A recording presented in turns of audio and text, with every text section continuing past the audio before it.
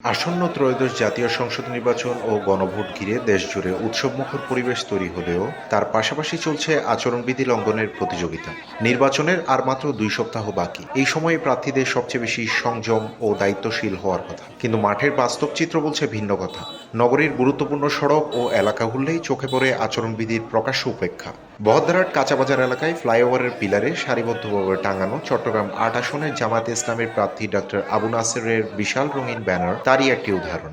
একইভাবে বহদ্দারহাট পুলিশ বক্সের পিছনে চট্টগ্রাম ১০ আসনের জামায়াত প্রার্থী অধ্যাপক শামসুজ্জামান হেলালির রঙিন ব্যানারও দৃষ্টিগোচর হয়। অন্যদিকে বাদুরতলা থেকে কাপাসগোলা পর্যন্ত রাস্তার ডিভাইডারে এবং চকবাজার অলিখা মসজিদের কোনায় চট্টগ্রাম ৯ আসনের বিএনপি প্রার্থী আবু সুফিয়ানের রঙিন পোস্টার ও ব্যানার ঝুলতে দেখা যাচ্ছে।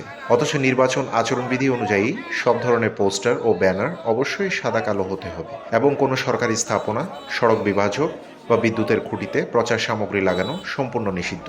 প্রকাশ্য লঙ্ঘন শুধু আইন অবমাননার মধ্যেই সীমাবদ্ধ নয়, এটি একটি অসম ও অস্বাস্থ্যকর নির্বাচনী পরিবেশও তৈরি করছে।